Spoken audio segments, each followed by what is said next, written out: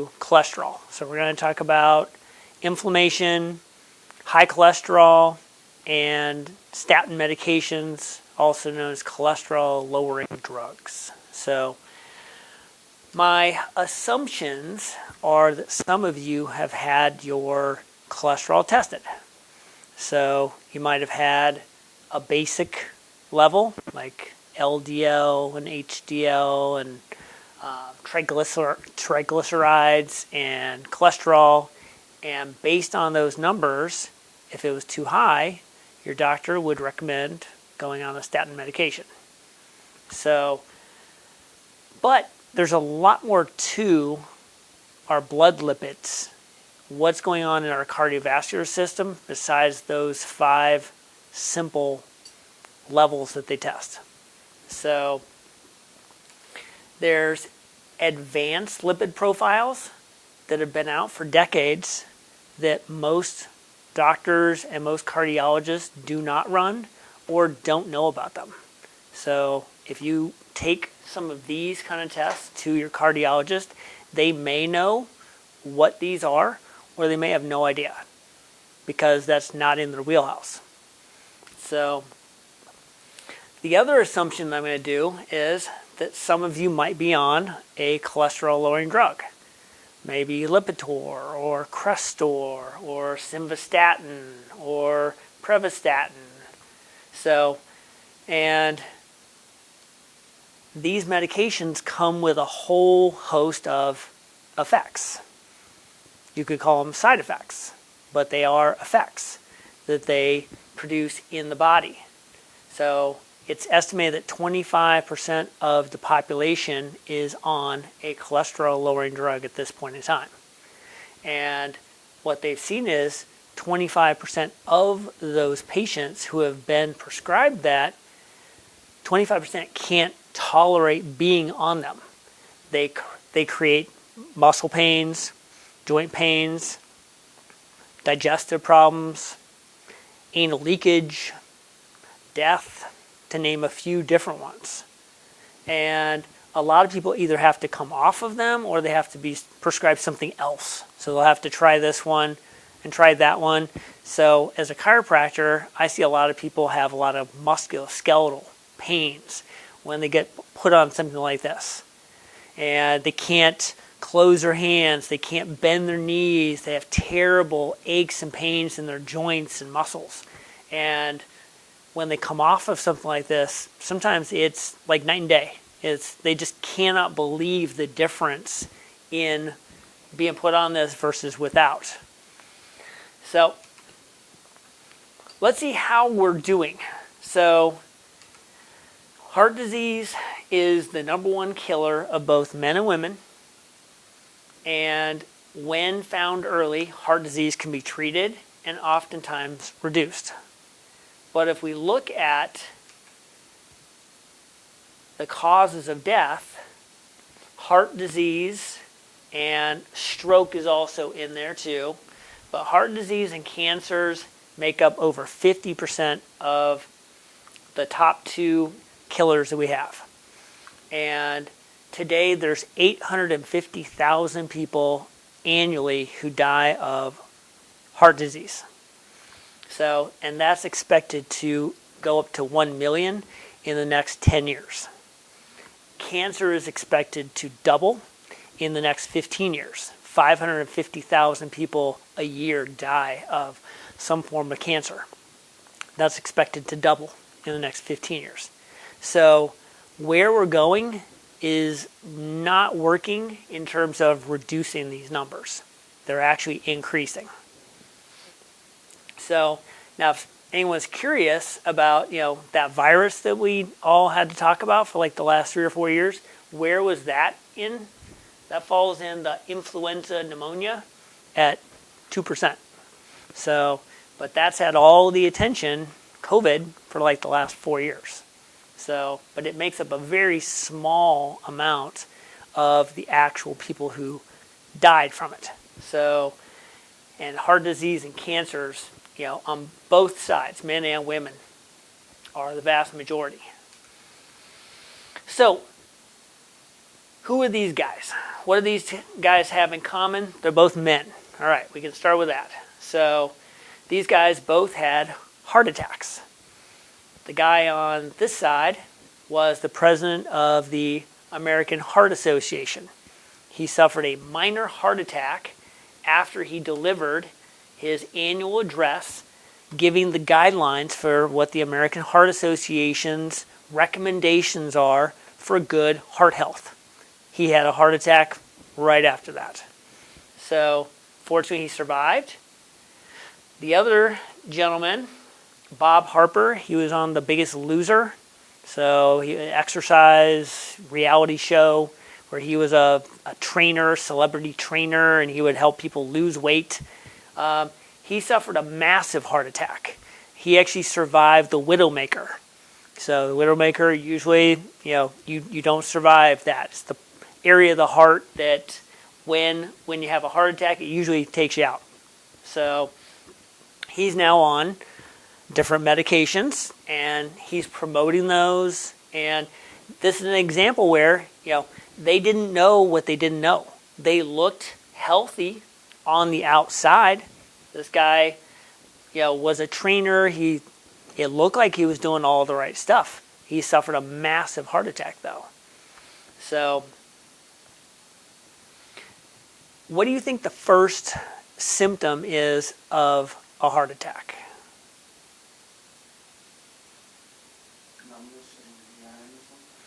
That's a common one.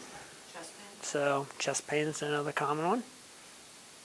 Yeah. The number one symptom is death.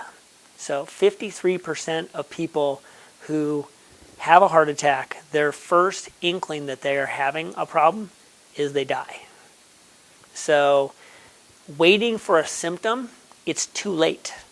You need to know what's going on in your body before that ever has a chance to happen. So because you cannot assume by, asking how somebody feels, oh, how do you feel today? Oh, I feel great. That doesn't mean they're healthy. Looking at them on the outside doesn't mean they're healthy. Looking at, a lot of people take a look at their genetics and they'll say, well, mom lived to 90 or mom lived to 60, so, I'm doomed or I've got it made in the shade. That's also not a predictor. The good news about genetic diseases is the stats say that less than 5% of disease is genetically linked. Over 90% is lifestyle. So every single day I hear the same thing. Well, it's in my genetics, my genetics, my genetics, my genetics. And there's not this personal accountability that if we do something different than what we've been taught our whole life, if we follow what our parents did, we may end up with the same results as our parents. But we can make different choices based on better information. So my job is to find out who is harming you. So I've been a chiropractor for 20 years. I've been a Wellness Way patient and practitioner for the last 5. So I wanted to get to the bottom of my own health. So I wanted, my dad had emergency surgery where his colon burst and they found stage 3 colon cancer in 2019. And that made me really think, I wonder how my digestive colon health is doing. I really don't know. So, because my annual physical didn't address that at all. They never do any lab work that would give me any inklings as to looking at that in any proactive way. They run the basic stuff, a CBC and a CMP and maybe a lipid panel and maybe a vitamin D if you beg them, So, but it's bare bones blood testing. So, could some of your problems be coming from heavy metals or a poor diet or maybe the medications you're taking? So what we're trying to do is find the root cause of your symptoms. And because of that, we need to look at health from a different perspective. If you look at health from the medical perspective, which is more of a disease or symptom-based approach, if you're looking at, you go to your primary care and they run your basic lipid panel and you have high cholesterol, that will then put you in line for some of these different medications.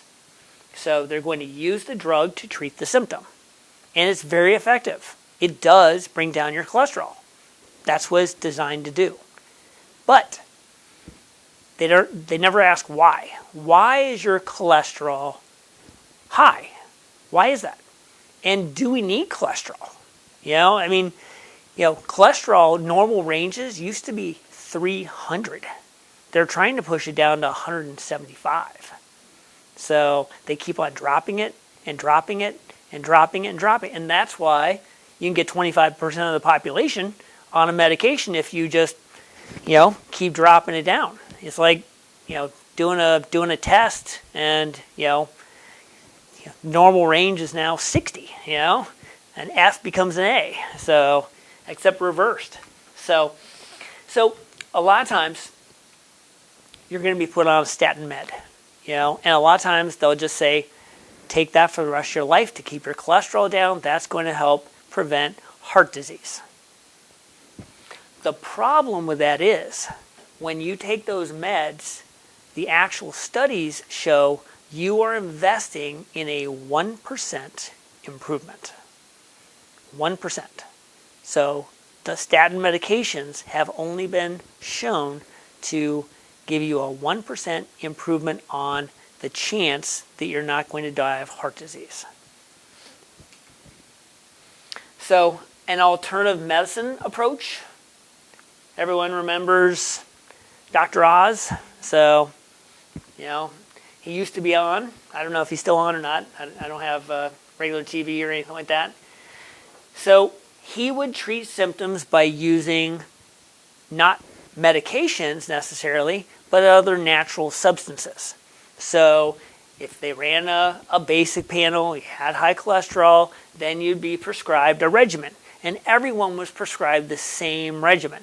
Fish oils, niacin, red rice yeast, low-fat diets, low-cholesterol diets.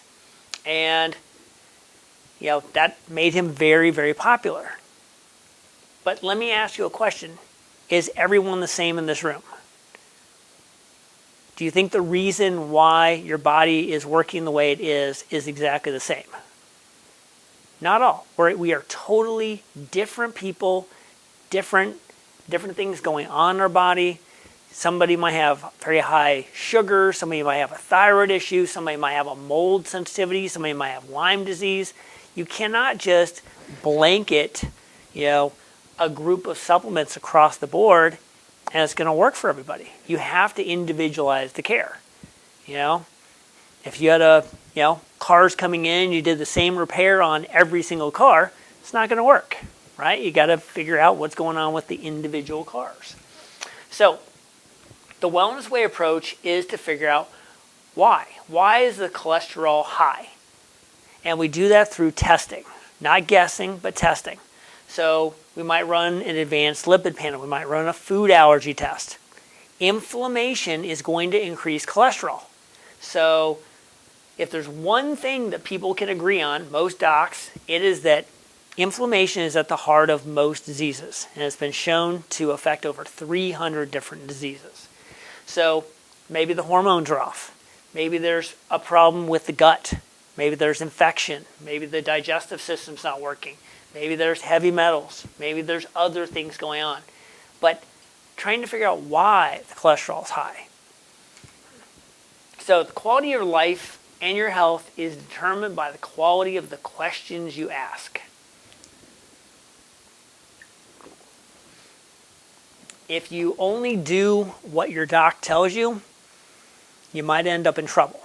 Because the average American is taking 13 medications per person in the United States. And it's really hard to be healthy the more medications you're taking. So just think about that. Because so many different specialists, you might go to a cardiologist for high cholesterol, but then that statin drug might lower your cholesterol. Your cholesterol also makes all your hormones, your testosterone, all your sex hormones, all your stress hormones. Let's say your testosterone drops. Suddenly you have no energy, no libido, you're putting on weight. So you go to, another doc and they prescribe you synthetic testosterone. That's got its side effects. That affects something else. So a lot of times these specialists know everything about one thing, but they don't look at the body as a whole. So where did it all start? So we look at a guy named Ancel Keys. He was an economist and a fish biologist. And he wanted to make a name for himself. So he looked into doing a study where he looked at fat in the diet raising cholesterol levels, which it does, but then high cholesterol being the reason for the rise in heart disease. So he put those two together. And he had this really nice graph here where he took 6 countries that followed this nice pattern. And if you see, it's between 1948 and 1949. He used Japan, Italy, England, Wales, Australia, Canada, and the United States. And it had this nice arc saying the more fat calories you do, the more deaths occurred. So the problem is he had this many countries, but he only took 6. He cherry-picked the results to give a nice arc for what he wanted to propose. Also, think about what happened to Japan and Italy in World War II. They were absolutely decimated. They did not have the nutrition levels that something like the United States, Canada, Australia had.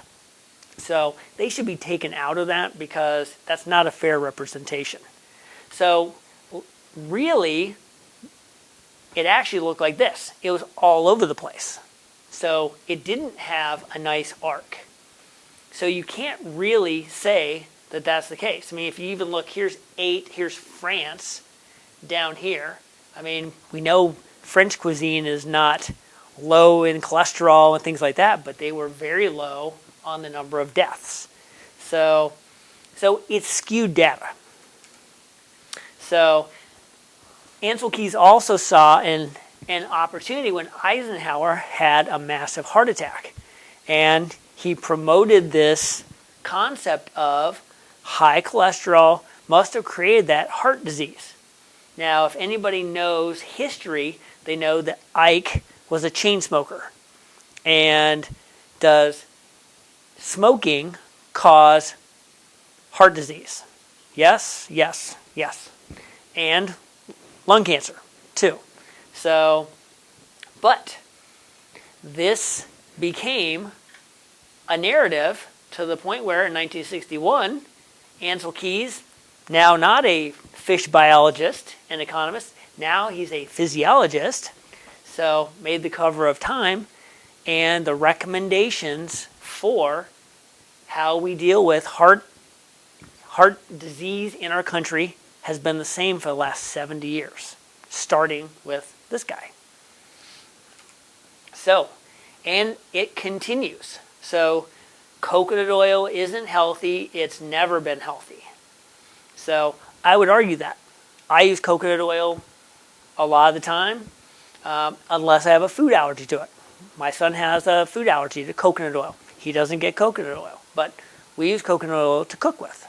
So, I don't want to use a lot of those over there. Sunflower, safflower, canola, corn, vegetable, soybean, margarine, hydrogenated oils, trans fats. I don't want to use those. Those are high in the omega-6s. They're highly processed, and most of them are GMOs. So what I do want to use, I want to use coconut oil, avocado oil, olive oil, grapeseed oil, and animal products. So lard, beef tallow, those are actually good for you. So I know they've gone out of, they're coming back a little bit, but those were cuss words not that long ago. So Recently, there's been kind of a new paradigm on cholesterol. What are they saying? It may surprise you to hear that cholesterol itself isn't bad. Cholesterol is just one of many substances created and used by our bodies to keep us healthy. How much cholesterol does our body make? What percentage of what we can get daily? What do you think? 90 to 95% is made by your liver. So now, does our body inherently make things that kill us? Is our body smart? Yes. Yeah. So there's more than just looking at cholesterol as something bad. If our body makes 90%, we can get none from our diet and our body will still make enough. There's reasons why. Now they say, cholesterol is a waxy substance. Your body, you can get it from two sources, body and food, especially made in the liver. It makes all the cholesterol you need. It circulates through the blood. Cholesterol is also found in foods, animal sources such as meat, poultry, full-fat dairy. Your liver produces more cholesterol when you eat a diet high in saturated fats and trans fats. And what I would say is avoid the trans fats, the hydrogenated oils in particular. So, but saturated fat in the diet, it does result in an increase in cholesterol, but it does not cause heart disease. We need saturated fat in our diet, and we need healthy cholesterol levels. Does anyone believe that? Saturated fat could be good for us? Okay. Skeptic? I see it. So cholesterol is vital for all of our cell membranes. So when you cut your finger, your cholesterol level increases because cholesterol is a healing molecule. It has to be part of your cell membrane. So it goes to wherever in your body there is inflammation. So if you damage something here or tear something there, you're going to have an increase in your cholesterol levels. If you have chronic stress, you're going to have increased cholesterol levels. So, importance of cholesterol for our brain function and memory. So, the brain represents about 2% of our body weight, but 20% of your body's cholesterol is found there. Cholesterol is found in large amount in brain tissue and is needed for normal brain function. Research has shown cholesterol is vital to older people whose memories are declining. So another side effect of a statin or cholesterol lowering drug is dementia. They don't have any cholesterol for brain function. So as you see your elders declining, look at the medications that they're taking. That could be one of the side effects. Here's a study that showed high total cholesterol levels later in life was associated with a reduced risk of dementia. This was back in, I think, 2005. So they've known this for a long time. So, and yet they still prescribe statins like crazy. Infants need cholesterol for proper brain development. Cholesterol is normally found in large amounts in human breast milk, and so is saturated fat. Infant formulas contain little to no cholesterol because of the widespread lack of understanding about cholesterol. How do you think a baby's brain develops? Breast milk that has these two things in it. Without it, your baby's IQ will be lower. So when they measure the IQ of babies with low amounts of cholesterol in their body, their IQ is significantly lower. When mom supplements with fish oils and things like that, their IQ is higher. Cholesterol is important for your nerve function. Cholesterol is vital because it's 3/4 of the myelin membrane is made from fat, and nearly 1/4 is cholesterol. So all those nerve impulses going up and down. So, which is what I do as a chiropractor all day. We're trying to reestablish that. brain synapses, the vital connections between nerve cells and in the brain, are made almost entirely from cholesterol.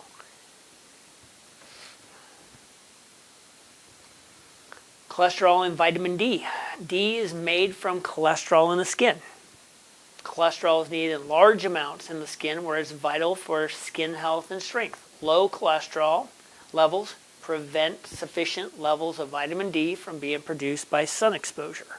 So now you have to have sun exposure from about here down. You can't just have this and expect to be getting enough vitamin D from the sun. So we also live in New Hampshire. So a lot of the time we're not going to get enough vitamin D from the sun at all. And I routinely run vitamin D levels on most patients, and it doesn't matter if it's January or August. Most of them, unless they're supplementing, their vitamin D is terrible. So even roofers out there have the bronzest skin you can imagine. A lot of them can't absorb it. So because maybe they're not getting enough cholesterol, maybe they've got gallbladder issues like this. Cholesterol is converted into bile salts in the liver, which are needed to break down and emulsify fats for proper digestion. So cholesterol is needed to make the stuff that the gallbladder needs. Now the gallbladder has been kind of put on the useless organ list, like the appendix and tonsils, and for a while the thymus and things like that. Even though all of those organs have a vital function in the body, we really don't have useless parts. But gallbladder is one of the most common surgeries also. And the reason that there's so much in the way of gallstones and things like that is a lot of this cholesterol and liver problems that are going on. So the importance of cholesterol for hormones. Sex hormones are made from cholesterol. So these handle your stress, your energy, and they're produced and also the reproductive hormones. So this is why serum cholesterol normally elevates with excess or prolonged stress. So if you're having a lot of stress, expect your cholesterol levels to go up. So as you're having hormone issues too, let's say a woman is entering menopause. So their hormone levels are dropping, but your hormones are all made of cholesterol. All of these hormones. Cortisol is your stress hormones, testosterone, your estrogens, your progesterone. These are all made by cholesterol. If you don't have cholesterol, you're not going to have enough of these.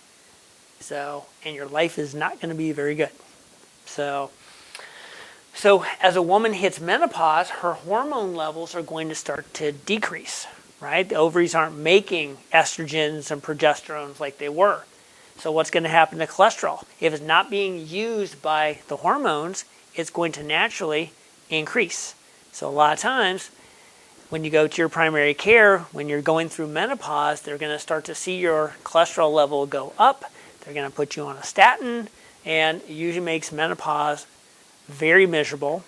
And hopefully you can remember it. So another big one is testosterone. For a lot of guys, I'm seeing more and more and more guys with low testosterone. Work with a lot of VA patients, guys in their 20s, 30s, 40s, 50s that have testosterone levels like women. I mean, it's just crazy how low their testosterone levels are. So they always have a medication for it. So, here's Bob, he's on Viagra. So he looks pretty happy on Viagra. So, but here is a 36-year-old male with his testosterone levels at 184. So now, over the age of 17, the low range should be 350, and the upper range can be up to 1,200. A good range would be around 700, 750. So this guy's was at 184. So no sex drive, no motivation, no energy, no get up and go, weight gain. And when you have low testosterone levels, that's very cardiovascular protective. So when you have low testosterone levels, you're also increasing your rates of heart disease, which can be caused from a statin drug. It just gets crazy. So I need cholesterol to be healthy, but too much is still bad, right? The answer may surprise you. Let me put this to you. Do firemen cause fires?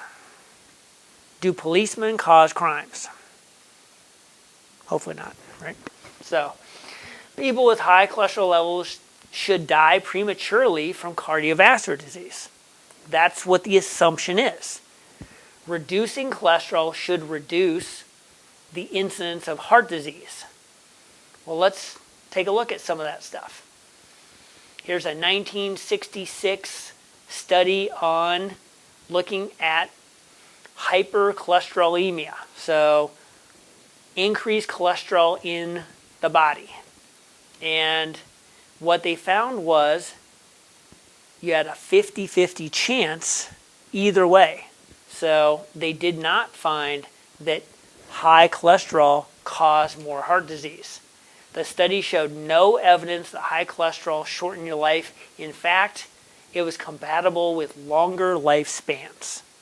So the higher your cholesterol, as you aged, the longer your life was associated with. Here was a 1991, so they did this again. The average total cholesterol in this study was 330 milligrams. That's high. People were followed for 10 years, aged 60 to 74, and they found a 31% reduced rate of death compared to normal cholesterol levels. So they lived 31% longer with the higher levels than the low levels. Here was a 2001 Honolulu study. They followed these people for 20 years. They showed an increased mortality with those with low cholesterol levels. They saw long-term low cholesterol increase the risk of death. And the interpretation was, we have been unable to explain our results. So it didn't come out with what they wanted, so we don't know. We don't understand, even though they have these other studies that have gone and been done before.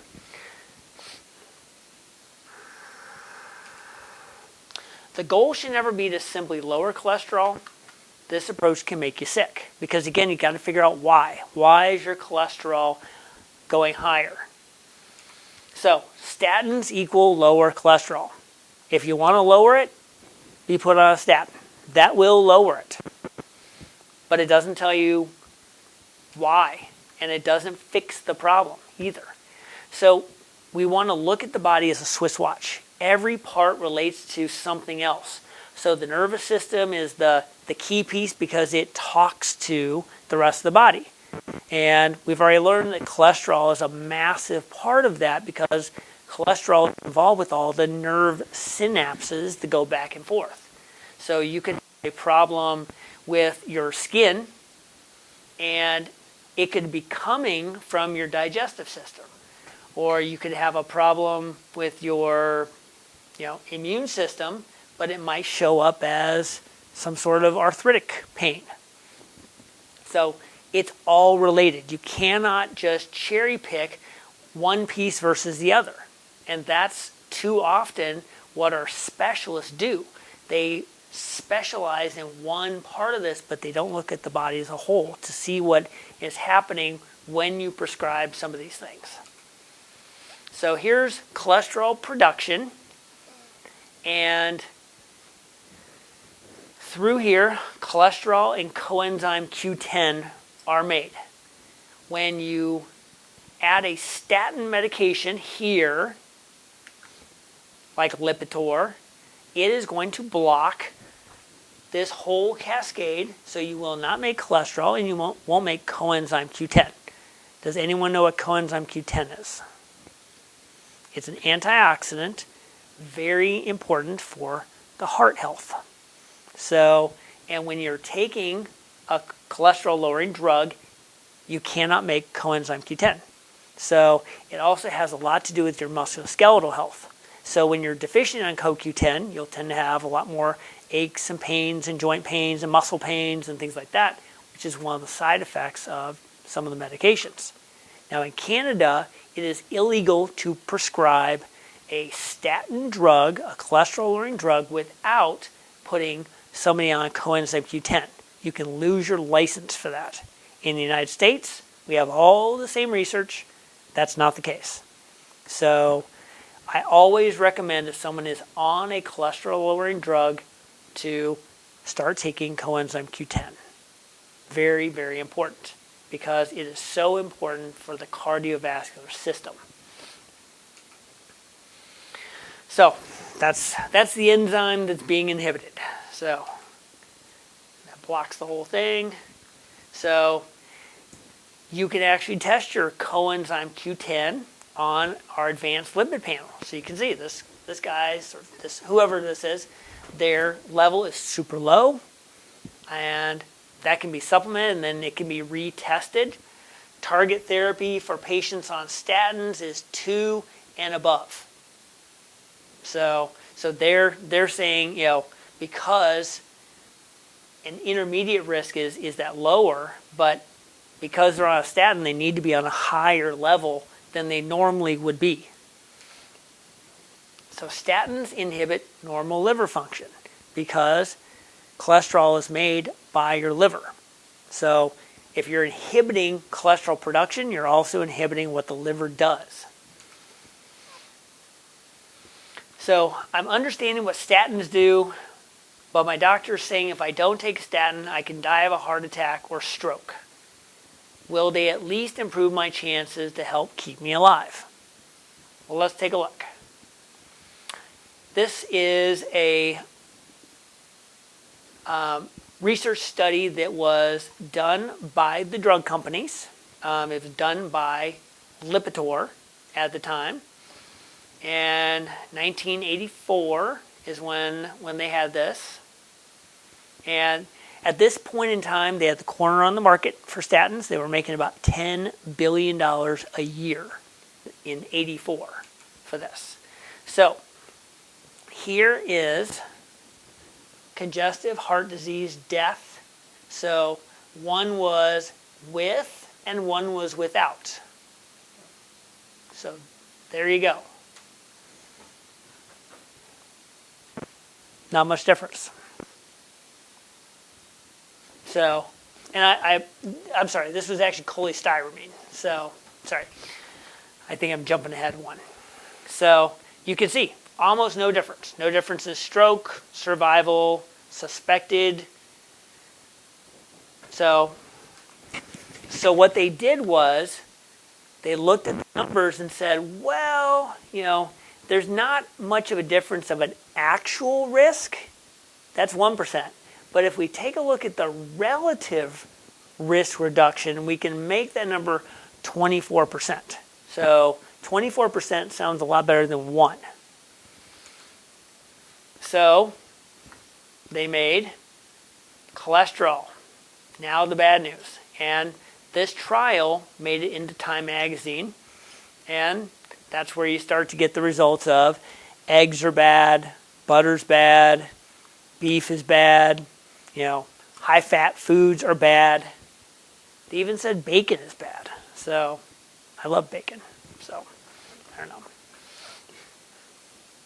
Here's another one. Here's the 2003 Lipitor study. So they looked at this again.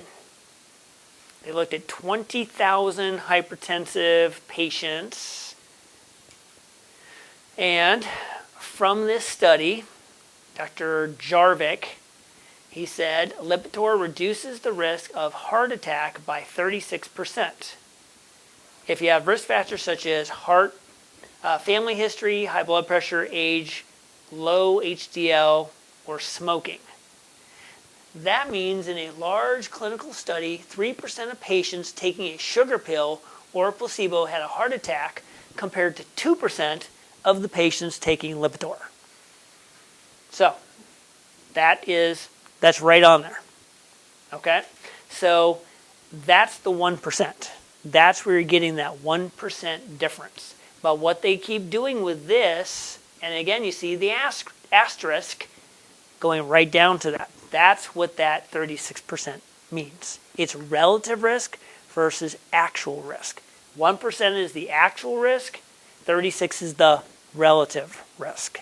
It's just a way of manipulating statistics, right? There's lies, damn lies, and statistics, right? So here we go again. No difference, nothing. So, but they called that a 36% relative risk reduction on Lipitor. And that's how you get the information you get. Here's important information about Lipitor. It's a prescription drug used with diet to lower cholesterol. Lipitor is not for everyone, including those with liver disease or possible liver problems or women who are nursing pregnant or may become pregnant. Lipitor has not been shown to prevent heart disease or heart attacks. And yet we're taking it to prevent heart disease and heart attacks. But it hasn't been proven. So, here's another one. Crestor, a super expensive statin medication, 2008. So what they did was they focused again on and again, I think this overlaps it, but they took just a tiny, tiny chunk of the ending study just to try and get a little bit of change there, just like they've done with the other two. This one's not as easy to see. And Crestor is prescribed with diet for lowering high cholesterol, has not been determined to prevent heart disease, heart attacks, or strokes. So, okay, I'm listening, but what do I do? So, it all starts with inflammation, and that's what we look at. That's my phone, I think. No, actually, somebody else. So this is an article from 2004. The secret killer, the surprising link between inflammation, heart attacks, cancer, and Alzheimer's and other diseases. And you could run the same article now. It's the same thing.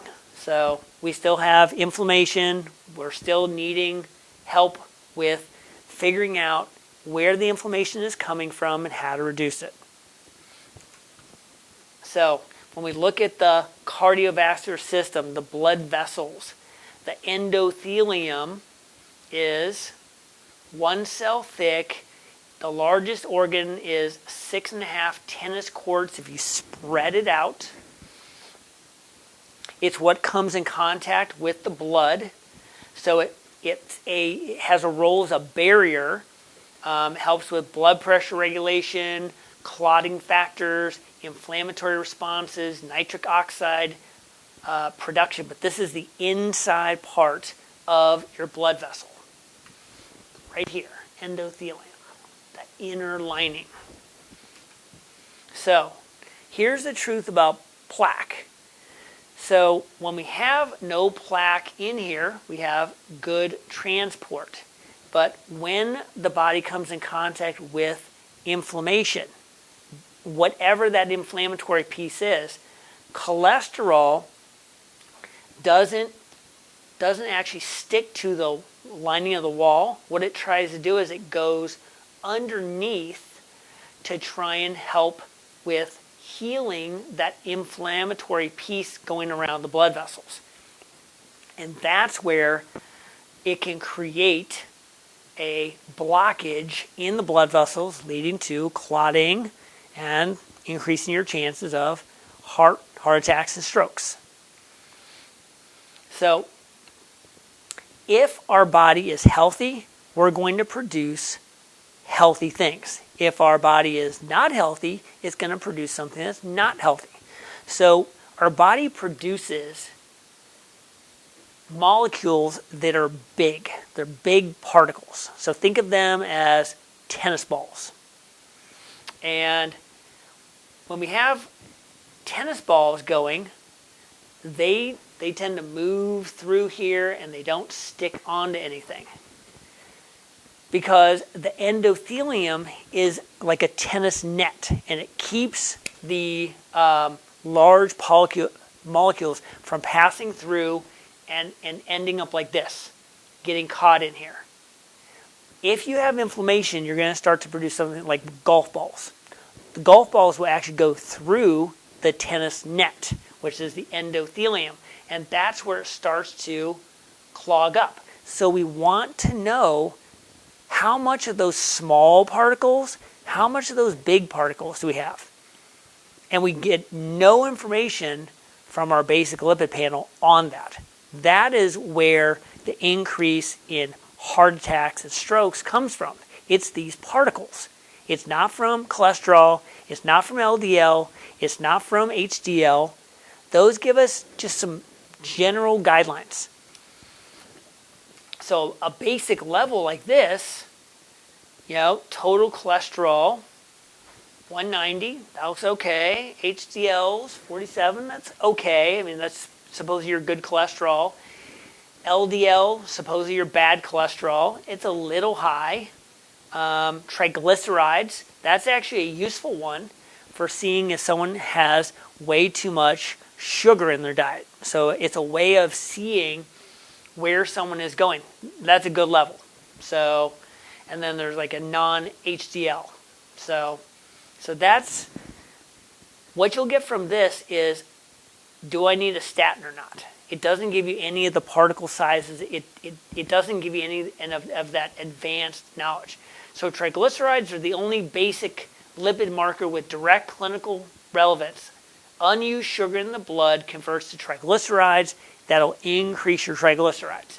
So will stress. So triglycerides are a very useful part of that basic panel to look at.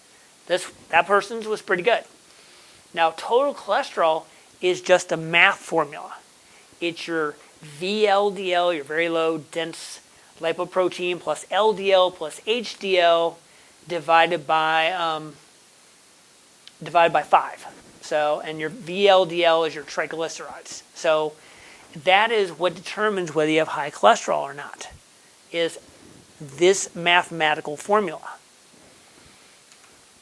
So according to this, if a person had a cholesterol of 206, they had LDL of 126, which is pretty good, HDL of 67, which is good, triglycerides of 64, which is really good, their cholesterol, this formulation would actually put that at a higher level at 206. So it's these numbers here divided, and it comes out with your cholesterol. So this person would have, their cholesterol would be too high on a 200 scale, even though these numbers are good. There's no indication for why that cholesterol should be high based on those numbers. Those look good. So low density lipoproteins. LDL it's a carrier protein. So it actually carries cholesterol around the blood. So if your cholesterol is high, guess what your LDLs do? It's like a bus. It's going to increase too, because it's taking this to places around the body. So it delivers cholesterol to the tissue, to the glands, the adrenals, ovaries, testes for steroid hormone synthesis. So it's needed. We need LDL. That's considered our bad cholesterol, but we need it. High density lipoprotein. Protein carrier that removes cholesterol from the blood vessels, bloodstream, and delivers it back to the liver. So again, it's another bus. So, but one's good and one's not. So it's just how you look at them. I'm going to pass that one. So in 2008, they tried to make a correlation that LDL, high LDL, was causation for heart attacks. And what they found was that it was 50-50. People with high LDL levels had heart attacks, and 50% of the people that had low LDL had heart attacks. They could not find any correlation. It was a flip of the coin. So you cannot correlate LDL with heart attacks. They couldn't make that causation.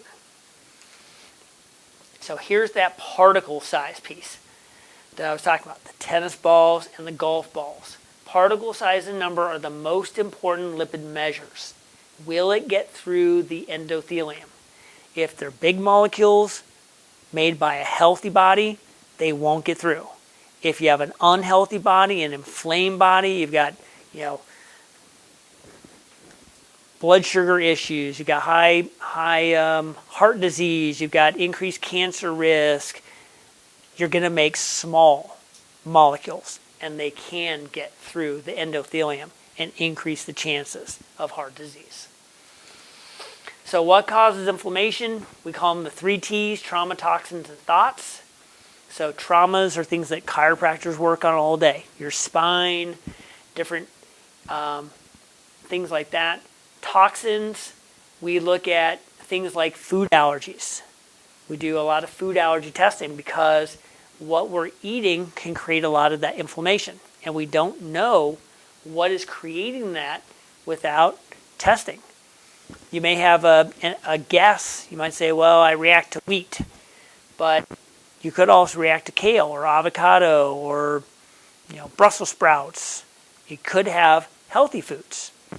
So we do food allergy testing. We try and do it annually because food allergies change over time. And that's a great way that you can have the power to start reducing your inflammation day one. Know what you should be eating, know what you shouldn't be eating. And your thoughts. So so there's lots of things you can do. We could sing Let It Go. We could we could do if it's not important 5 years from now, should I be worrying about it now? So there's lots of different ways you can try and approach that with the thoughts piece. So fighting inflammation, postural correction, recovery, food allergies, making sure you have clean air, water, food, and working on your thought life. So here's the wellness way approach to cholesterol. Everybody is different. So for some people, we might have to look at their hormones. For some people, we might have to look at stress reduction. For others, we're looking at detoxification. Some people might have a nutrition deficiency. Some people might need to get out and do some cardiovascular exercise. Some people might need some chiropractic care. So everyone's got different pieces of this in their approach to working with cholesterol. So here's looking at somebody with a higher diabetes risk. So you look at their high glucose, that's very high. We want that under 80. They're 148. Hemoglobin A1C, that's your 3-month blood sugar marker. That should be, we like it around 5.3 or 4 or less. They're 7.3. Let's see, what else have they got? They're high triglycerides because they love their sugars, so that's pushing that triglyceride level up. And that is an indicator for increased chances of heart disease. So, that's the one marker on the basic. So high risk for diabetes type 2. So this is an omega check. So we talked about fish oils, how babies need increased cholesterols. You can measure the amount of EPA and DHA levels in people. And what we find is people have very, very low levels as a general rule. So we'll go into that more in just a second. So here's some of the advanced lipid testing. So we look at, cholesterol. I don't know what the age of this person is. I mean, that does look high. But we look at lipoprotein A, apolipoprotein B, and A1. Homocysteine is super high. That's an inflammatory marker. Here's these different particles here. Your LDL particles being quite high there. So those are some of those small markers. HDL particles, a little on the higher side too. So these are some of the markers that we would look at with an advanced panel. So, I was talking about EPA and DHA. That's found in cold water fish. So, EPA helps with the heart, the joints, the immune system, and the mood. DHA, think of everything from neck up. Your eye health, fetal development for the baby, brain health, and memory. So the average American is over 80% are not getting enough of these. The average American is getting 113 milligrams per day of these essential fatty acids. How much do we need? Well, the daily minimum, if everyone is doing everything right and they're eating fish in their diet, might be 500 milligrams over here. The FDA has recently gone from 3,000 milligrams up to 5,000 milligrams on how much you need of fish oil. The European Union has been at 5,000 milligrams for quite a long time. And the American Heart Association is saying, 1,000 to 4,000. So if the average is 113 milligrams, we've got a long ways to go to get enough fish oil in the diet. So, and that helps with our cholesterol levels and our heart health too.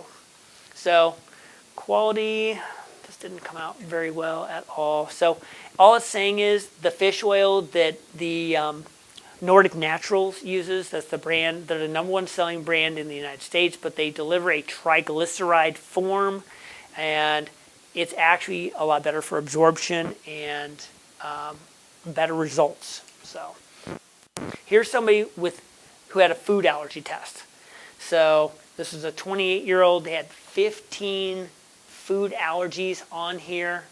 So it goes from +1 to +4.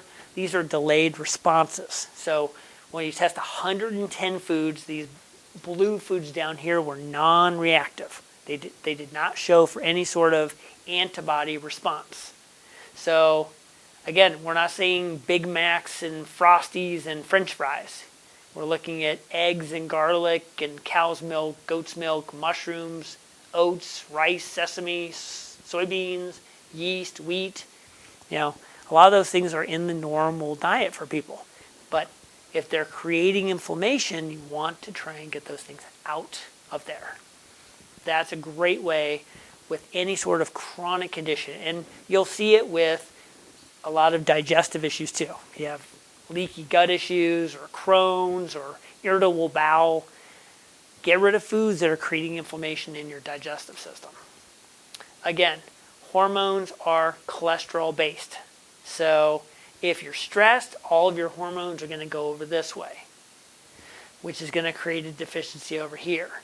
If you need more of the sex hormones, that's where this is going to be. But at the end of the day, cholesterol is needed for those.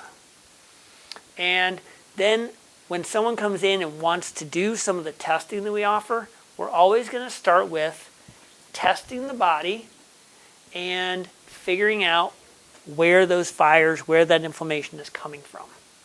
And everyone has a different path. So usually somewhere along the way we'll retest. It might be 6 months where we retest maybe some of those cardiovascular numbers, maybe a food allergy test. That's usually annually. But we're trying to make this into more of a lifestyle and then more of a wellness instead of making it into some sort of a diet, things like that. So when you come in for your first visit, we'll do full spine x-rays. We'll go over your past test results for the last 2 years. We'll do a consult and exam. Usually that's around $435. I think that's more. I think ours is a little cheaper than that. But when you come to this talk, it drops it down to $99. So we'll review it, make some recommendations, and then it's up to you what you want to take from that.